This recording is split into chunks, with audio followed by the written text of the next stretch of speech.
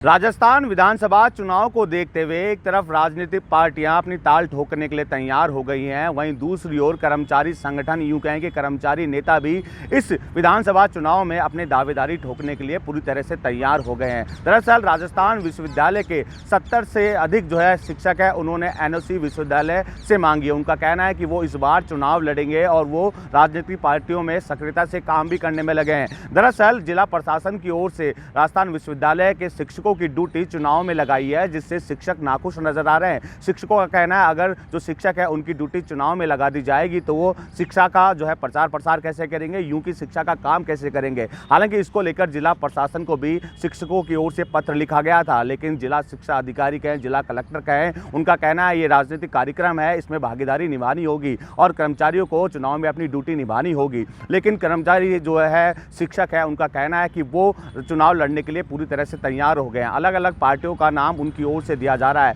लेकिन एक साथ राजस्थान विश्वविद्यालय के 70 शिक्षकों की ओर से एनओसी मांगी गई, जिसके चलते चर्चा का विषय बन गया क्या राजस्थान विश्वविद्यालय के सभी जो शिक्षक हैं वो क्या इस बार विधानसभा चुनाव में अपनी भागीदारी निभाएंगे। नवनियुक्त कुलपति, उन्होंने अपना पदभार जैसे ही ग्रहण किया, यूं कहें कि नए नवनियुक्त कुलपति अल्पना कटेजा ने जिस तरह अपना पदभार ग्रहण किया, उसके बाद शिक्षकों की ओर से एनओसी की मांग को लेकर उनको पत्र लिखा गया। हालांकि इस पर मंथन भी चल रहा है, लेकिन शिक्षकों का कहना है कि वो अपनी राजनीति में भागीदारी और सक्रियता को देखते हुए चुनाव लड़ने के इच्छुक हैं। अपना चुनाव लड़ने के इच्छुक होने की बात करते हुए उन्होंने चुनाव में अपनी दावेदारी दिखाने की भी बात कही है। लेकिन मिली जानकारी के अनुसार या सियासी जानकारों के अनुसार जो शिक्षक हैं वो नाखुश नजर आ रहे हैं, क्योंकि चुनाव में उनकी ड्यूटी लगा दी गई है और एक जिम्मेदारी शिक्षकों को दे दी गई है। इसको लेकर पूर्व में भी शिक्षकों की ओर से जाहिर करते हुए प्रशासन को पत्र लिखा गया था और जो नेता हैं उनको भी पत्र लिखा गया था, मंत्री तक को पत्र लिखा गया था और चुनाव से उनकी ड्यूटी हटाने की बात कही गई थी।